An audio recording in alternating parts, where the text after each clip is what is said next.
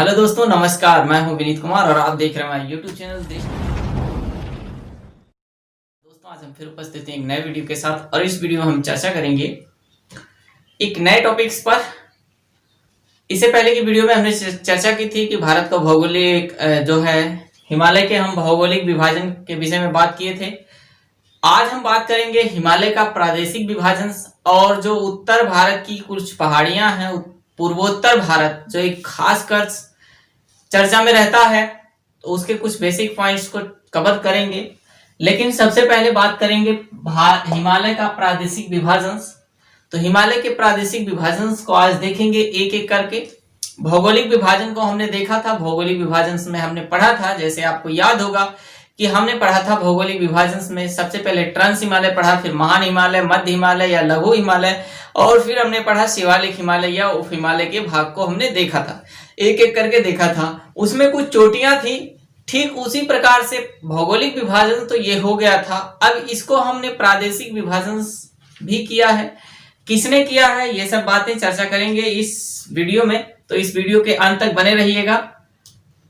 चलिए शुरुआत करते हैं एक बहुत ही प्रसिद्ध भूगोलवेत्ता सिडनी बर्नार्ड द्वारा। क्या ये प्रादेशिक विभाजन किसके द्वारा किया गया? सिडनी बर्नार्ड द्वारा किया गया। सबसे पहले ये जान लेंगे, सिडनी बर्नार्ड द्वारा इसका प्रादेशिक विभाजन किया गया और इसका आधार इन्होंने क्या माना? इसका आधार इन्होंने जो हिमालय के पार से निकलने वाली नदियां हैं, जो हिमालय को पार करती हैं एक गहरे खड्ड द्वारा, यानी हम कह सकते हैं कि जो पूर्वोत्तर नदियां हैं, उन पूर्वोत्तर नदियों के द्वारा ही हिमालय का विभाजन, उनके घाटियों के आधार पर इन्होंने नदियों के घाटियों के आधार पर हिमालय का विभाजन किया है। और उसमें इन्होंने बताया है, इनका आधार क्या था? नदी की घाटी, नदी घाटी इनका आधार थी। उसके आधार पर इन्होंने क्या किया? 4 प्रकार के प्रादेशिक विभाजन किए हैं। इन्होंने 4 प्रकार के प्रादेशिक विभाजन किए हैं। पहला इन्होंने बांटा पंजाब हिमालय, पंजाब हिमालय या कश्मीर हिमालय। क्या? पंजाब हिमालय या कश्मीर हिमालय, इन्होंने इसका विभाजन किया। फिर दूसरे नंबर पर इन्होंने बांटा, इन्होंने कहा कुमायूं हिमालय। क्या? कुमायूं हिमालय का विभाजन किया। इसके बाद इन्होंने इसका एक डिवीजन तीसरा जो किया, वो किया नेपाल हिमालय का, नेपाल हिमालय।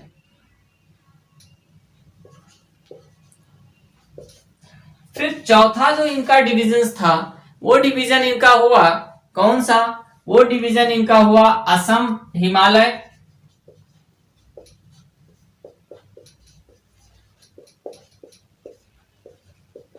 तो इस तरह से नदी की घाटियों के आधार पर इन्होंने हिमालय के 4 भाग किए। कितने?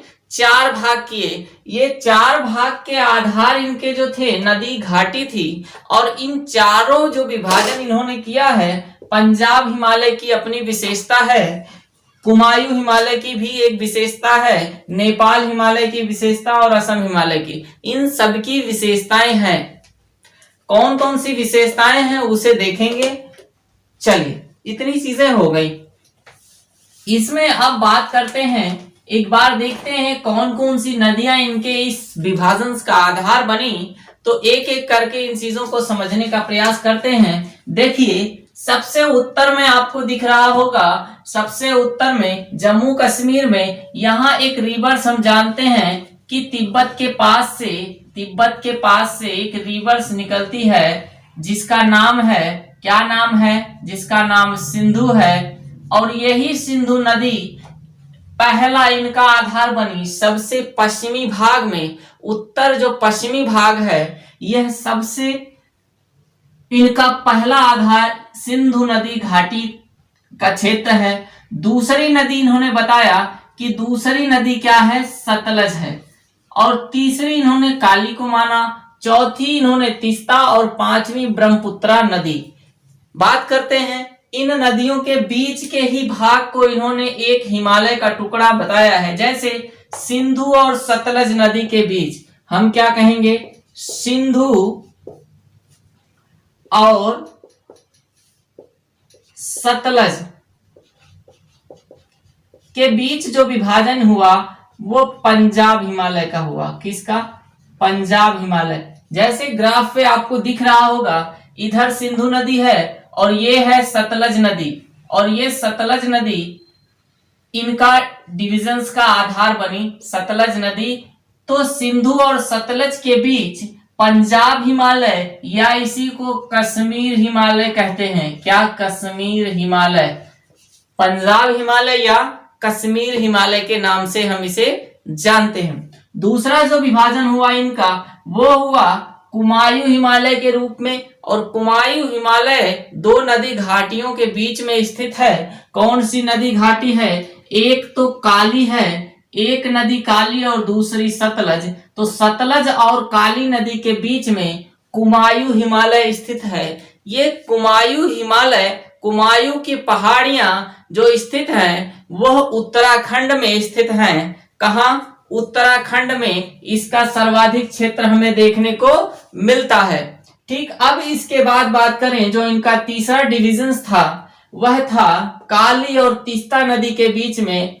काली और तीस्ता नदी के बीच जो इनका डिवीजन था उसे इन्होंने नेपाल हिमालय कहा। क्या? नेपाल हिमालय।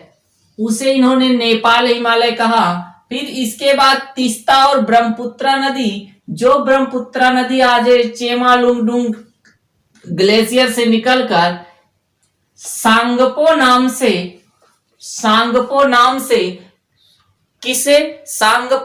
से तिब्बती चीन में बहते हुए, तिब्बती चीन में हिमालय के समानांतर बहते हुए कहा? अरुणाचल प्रदेश में एक गहरे खड्ड का, एक गहरे कैनियंस का निर्माण करके दिहांग नाम से, किसे? दिहांग नाम से भारत में प्रवेश करती है, और भारत के असम राज्य में पहुंचने के बाद इसे ब्रह्मपुत्रा नदी कहा जाता है। ब्रह्मपुत्रा नदी विश्व की एकमात्र ऐसी नदी है जिसे पुरुष की संज्ञा दी जाती है, जिसे पुरुष की संज्ञा दी जाती है। बाकी सभी नदियों को स्त्रीलिंग में रखा जाता है। जितनी नदियां हैं उन सबको स्त्रीलिंग में रखा जाता है, लेकिन पुरुष लिंग में केवल एक नदी है और उस नदी का नाम है ब्रह्मपुत्र। कौन सी? ब्रह्मपुत्र।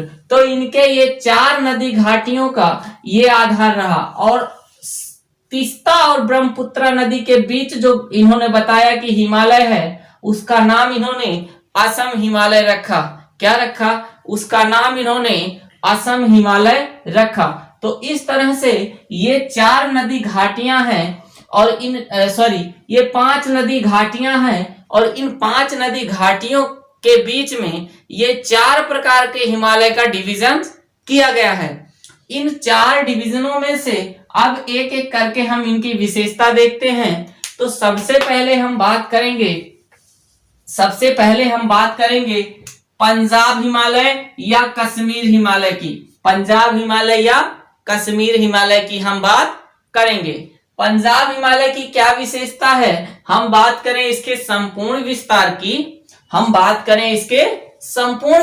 की, तो पश्चिम में सिंधु से लेकर सतलज नदी के बीच में लगभग कितना? 560 किलोमीटर इसका विस्तार हमें देखने को मिलता है। 560 किलोमीटर इसका विस्तार हमें देखने को मिलता है। पश्चिम में चोटियों की ऊंचाई कम है, जबकि जो पूर्वी भाग है वहां पर चोटियों की ऊंचाई अधिक है। बहुत सारी चोटियां यहाँ स्थित हैं और बहुत सारे ग्लेशियर्स भी यहाँ देखने को हमें मिलते हैं। तो ये सब बातें हैं। कौन कौन से दर्रे यहाँ देखने को मिलते हैं? जो पंजाब हिमालय है वो पूर्णतः 2 राज्यों के बीच में हमें देखने को मिलता है। एक तो हमें जम्मू कश्मीर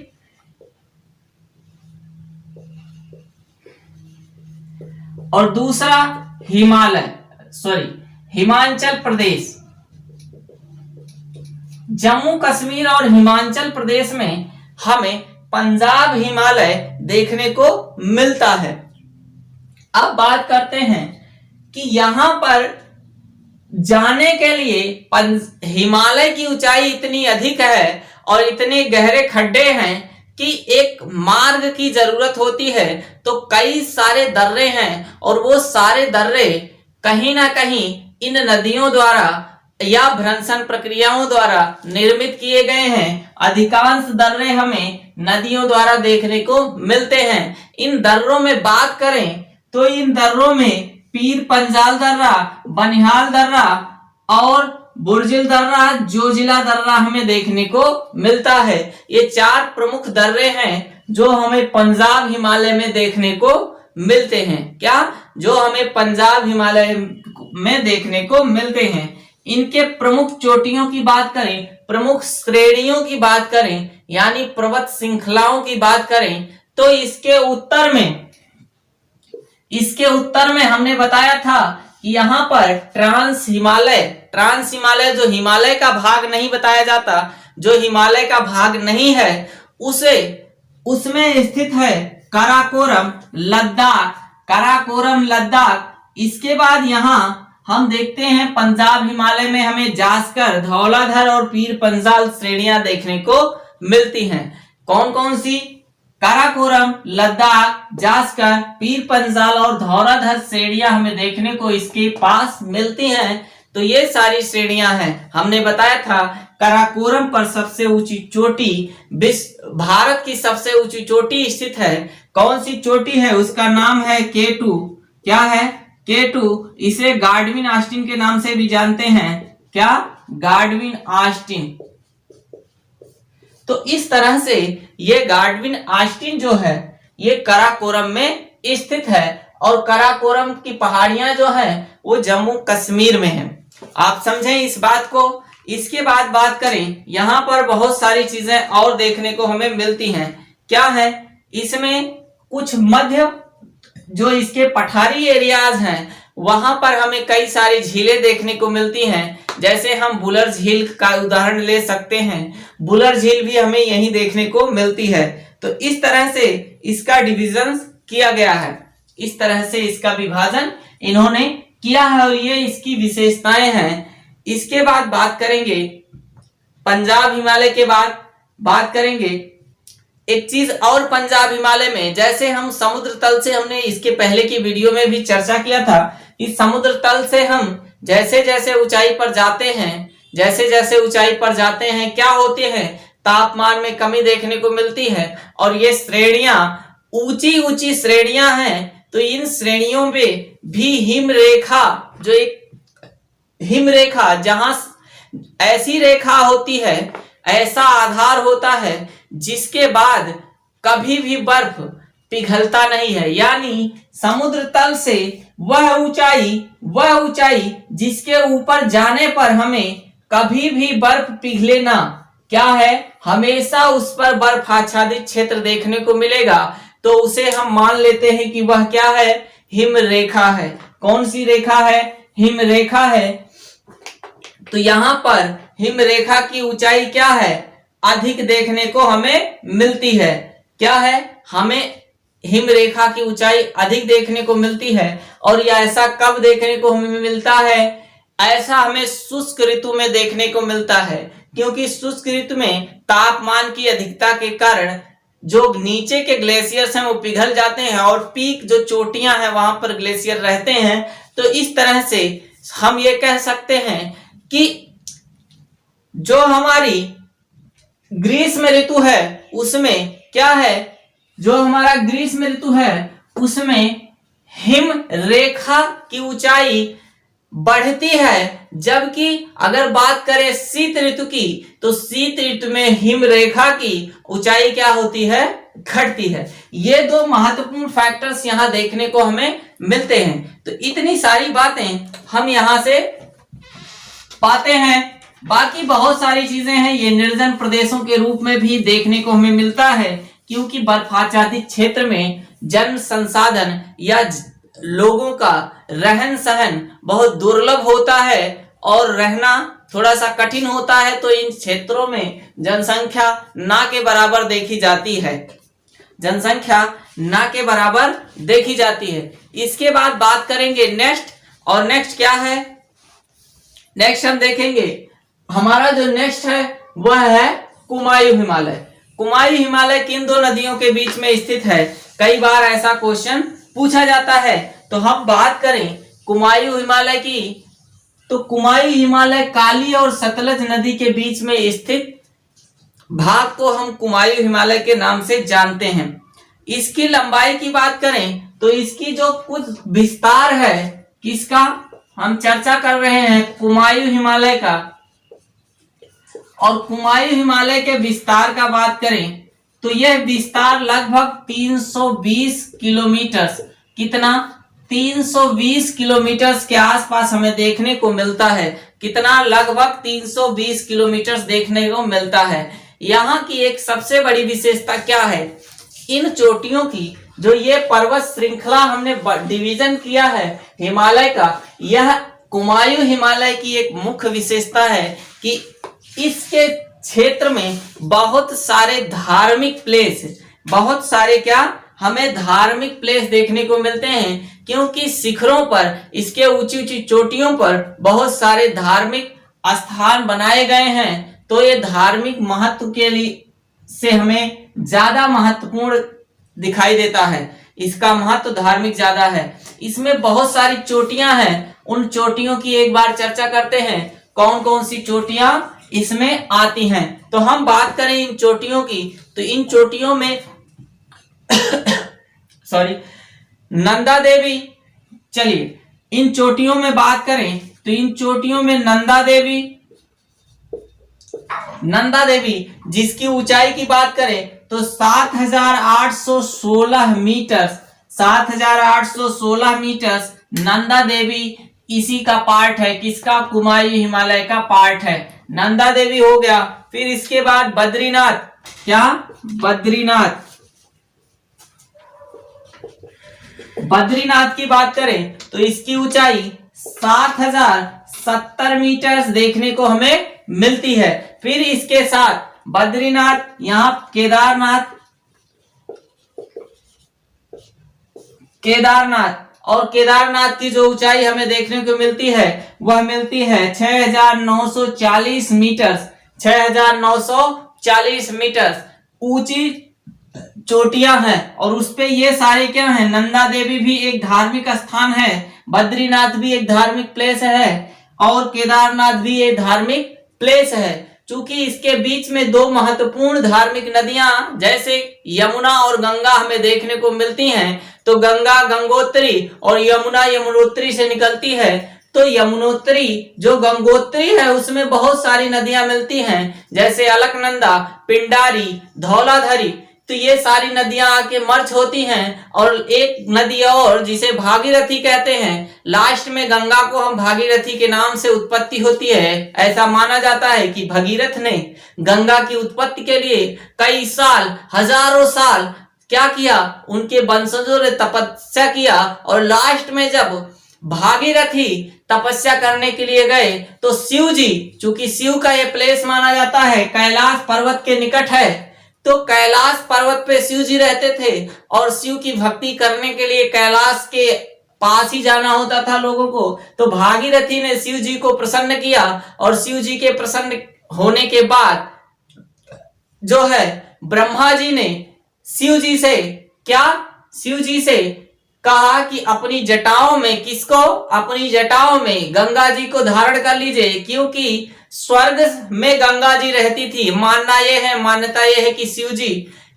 जो है अपनी जटाओं में गंगा जी को धारण करते हैं और धीरे धीरे कैलाश से क्या करते हैं, धरा पर प्रवाहित करते हैं और भगीरथ के साथ साथ गंगा पूरे भारत में जाकर क्या होती है, पूरे भारत को एक विशाल क्षेत्र के रूप में आज हम जो देख रहे हैं उत्तर भारत का मैदान हमें देखने को मिलता है। ये गंगा नदी और यमुना नदी के दोआब के बीच का क्षेत्र जो हमें है यह गंगा से ही देखने को हमें मिलता है। तो ये रही थोड़ी सी कहानी। गंगा की आगे जब गंगा तंत्र पढ़ाएंगे तो उसमें बात करेंगे। चलिए, हमने कहा नंदा देवी, बद्रीनाथ, केदारनाथ, फिर है यहां पर गंगोत्री। क्या? गंगोत्री। गंगोत्री ग्लेशियर से गंगा जी निकलती हैं और गंगोत्री की ऊंचाई कितनी है? 6615 मीटर। 6615 मीटर। इसके बाद हम बात करेंगे गंगोत्री के बाद त्रिशूल एक स्थान है। क्या? त्रिशूल। और त्रिशूल जो है वह 7000, कितना? त्रिशूल 7000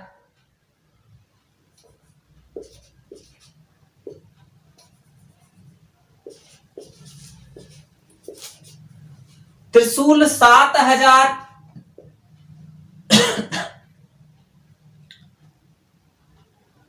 120 मीटर, 7120 मीटर इसकी ऊंचाई देखने को हमें मिलती है।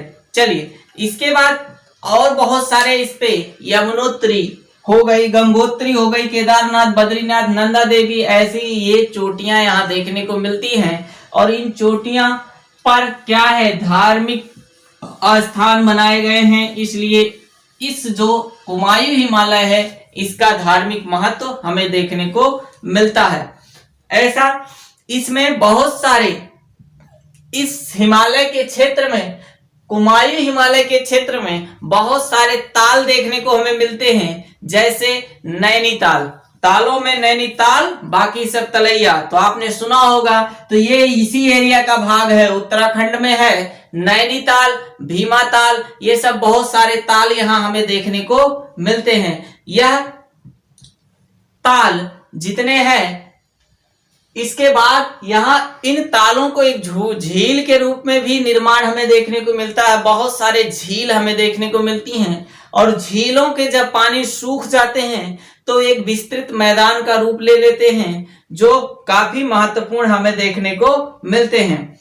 और यह टूरिस्ट प्लेस के रूप में भी महत्वपूर्ण होता है। कुमायूं हिमालय, शिमला, जैसे हिमाचल प्रदेश में शिमला हिल स्टेशन हमें देखने को मिलता है। उत्तराखंड में देहरादून हो गया, हमें देखने को मिलता है। चलिए, इतनी सारी बातें हमने जो किया वो कुमायूं हिमालय का किया। फिर इसके बाद बात करेंगे नेपाल हिमालय की। क्या? नेपाल हिमालय की।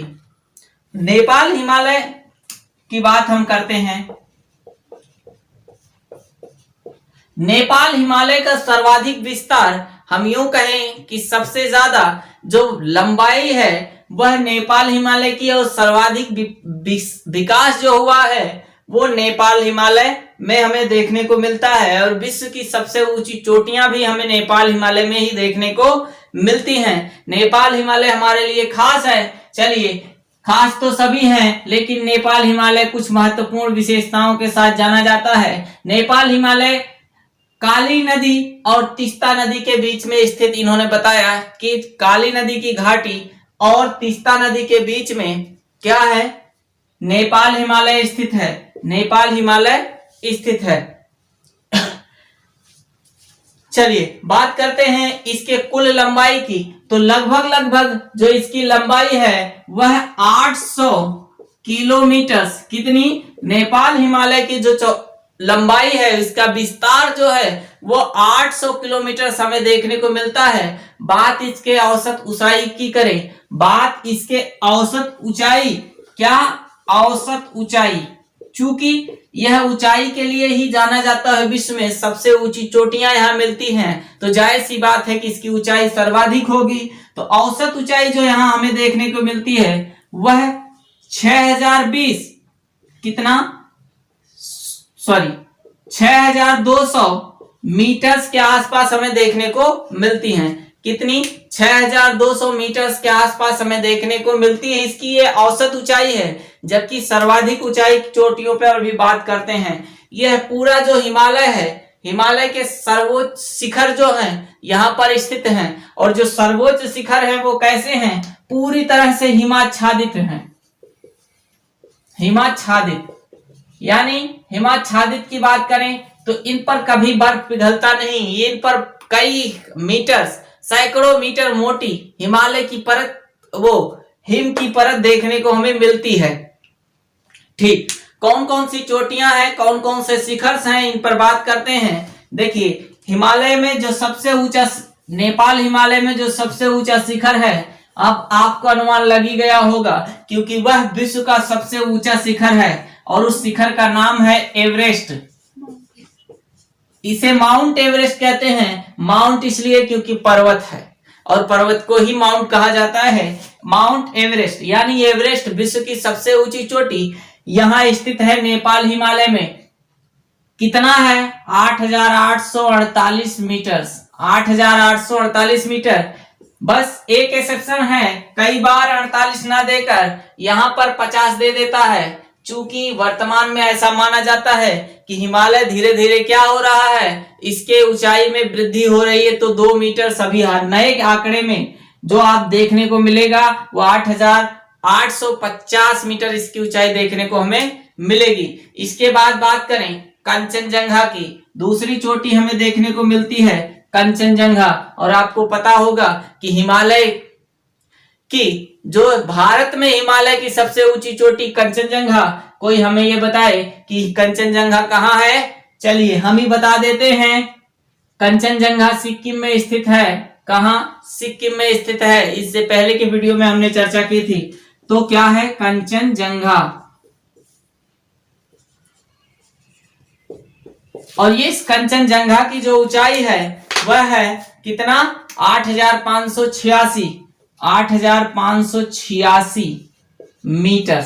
8,586 मीटर इस कंचनजंगा की ऊंचाई हमें देखने को मिलती हैं। इसके बाद बात करें, यहां पर बहुत सारे और चोटियां हैं। धौलागिरी, कौन सी चोटी? धौलागिरी। धौलागिरी। और धौलागिरी की ऊंचाई की बात करें तो धौलागिरी 8,172 मीटर। कितना? 8,172 मीटर इसकी ऊंचाई हमें देखने को मिलती है। चौथी चोटी की बात करें तो चौथी सर्वाधिक जो ऊंची चोटी है, देखिए सर्वाधिक जो ऊंची चोटी है वह भी कंचनजंगा है। कंचनजंगा फर्स्ट और कंचनजंगा सेकंड, दो कंचनजंगा चोटियों के नाम से होती है, लेकिन ऑप्शंस में अक्सर कंचनजंगा एक ही आता है। इसके बाद नेक्स्ट जो चोटी है वो है मकालू। क्या याद रखें? मकालू। और मकालू की जो ऊंचाई है वह है 8,400। कितना? 8,482 मीटर। 8,482 मीटर हमें देखने को मिलता है। एक और चोटी हमें देखने को मिलती है, और उस चोटी कहाँ है? उत्तराखंड के आसपास वो हमें चोटी देखने को मिलती है, और उस चोटी का नाम है अन्नपूर्णा। क्या? अन्नपूर्णा। और अन्नपूर्णा की ऊंचाई की बात करें तो 8,074 मीटर। 8,074 मीटर से इसकी ऊंचाई हमें देखने को मिलती हैं। ये सारी चोटियां कहाँ स्थित हैं? ये सारी चोटियां आपके नेपाल हिमालय में मिलती हैं। याद रखें, एक बात आपको बताते चलें कि नेपाल हिमालय जो है इसे भरत हिमालय के नाम से भी जाना जाता है।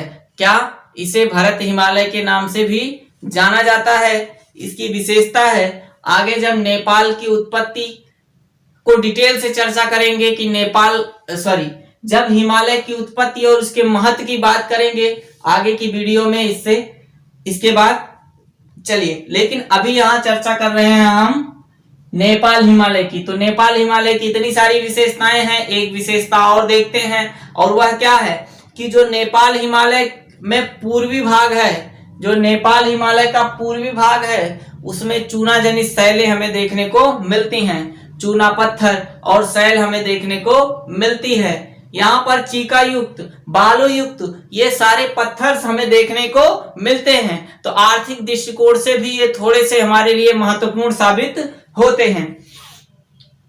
ये थोड़े से हमारे क्या है? आर्थिक दृष्टिकोण से हमारे लिए महत्वपूर्ण है, क्योंकि चूना पत्थर, बालू पत्थर और शैलों का हम प्रयोग करते हैं अपने दैनिक जीवन में, इसका प्रयोग करते हैं। तो इसलिए आर्थिक दृष्टिकोण से भी ये हमारे लिए थोड़े से महत्वपूर्ण हैं। वनस्पतियां भी बहुत सारी पाई जाती हैं। वनस्पतियों की चर्चा जब वनस्पतियां करेंगे तो उसमें देखेंगे। आइए अब इसके बाद बात करते हैं नेक्स्ट असम हिमालय की। असम हिमालय दो नदियों, कौन सी दो नदियों के बीच है, दो घाटियों के बीच है, तो तीस्ता नदी घाटी और ब्रह्मपुत्र नदी घाटी के बीच में जो स्थित असम हिमालय, कौन सा, असम हिमालय।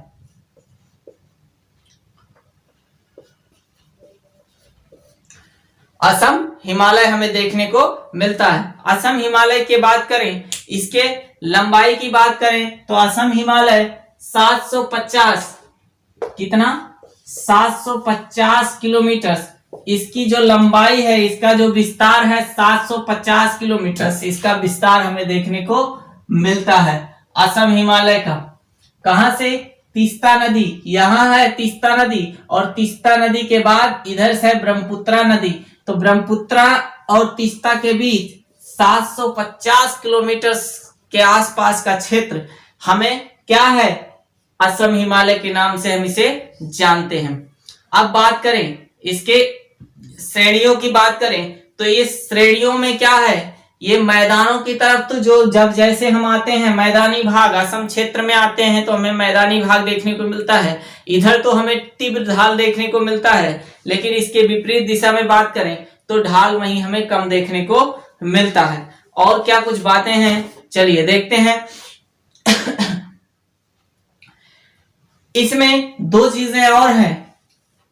पूरब में बात करें तो पूरब में इसके ढाल, अभी हमने बताया कि जो मैदानी भाग है वहां पर ढाल कम देखने को मिलते हैं, यानी इसके दो भाग अगर करें तो पश्चिम भाग जो है यहां पर ढाल कम, जबकि पूर्वी भाग में ढाल अधिक देखने को हमें मिलते हैं।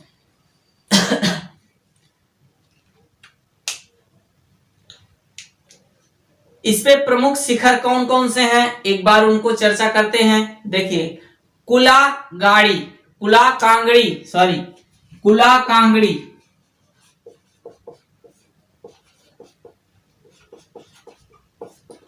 कुला कांगड़ी श्रेणी यहां देखने को हमें मिलती है, और इसकी ऊंचाई क्या मानी जाती है, इसकी ऊंचाई 7,554 मीटर, 7,554 मीटर। इसके बाद एक दूसरी चोटी जो है चोमो लहारी, कौन,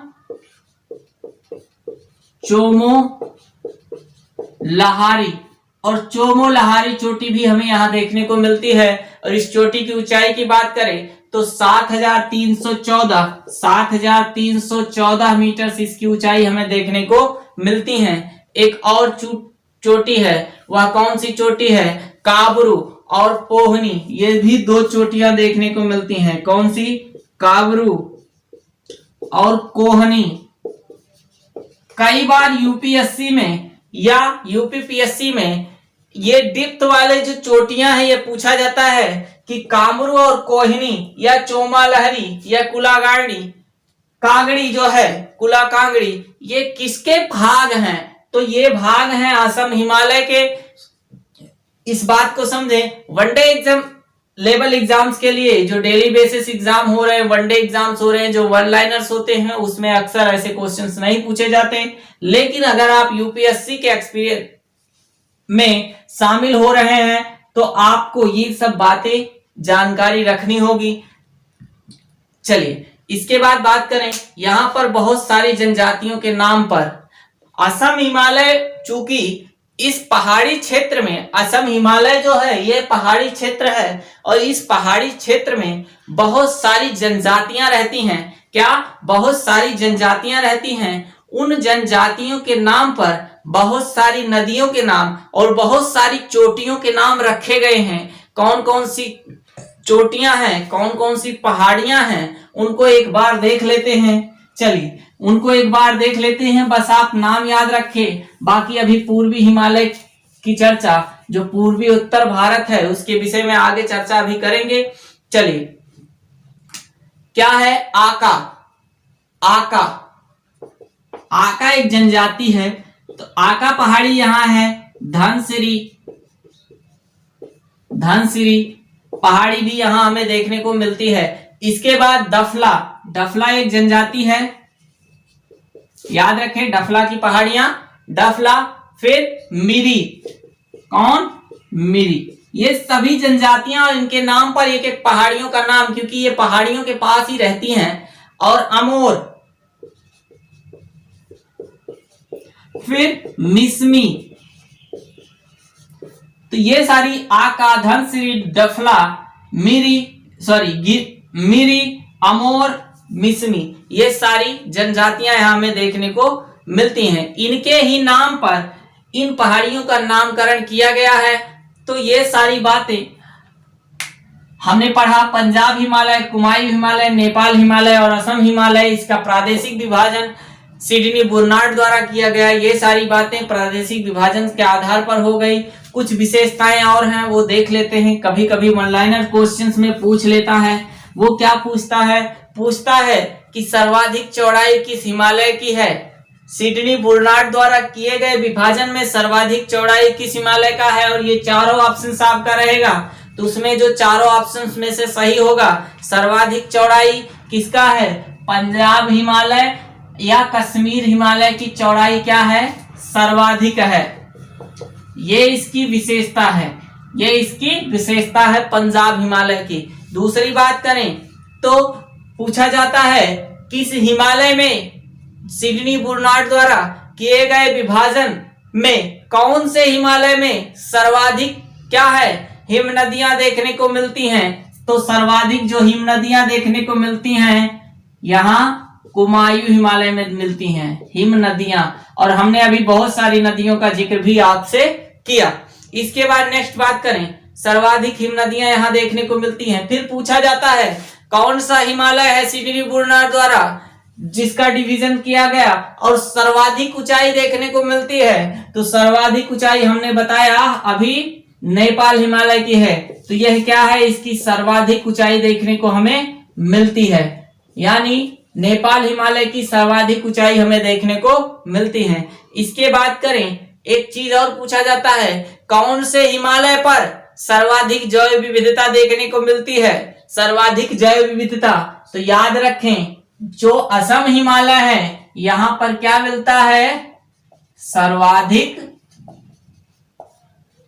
जैव विविधता।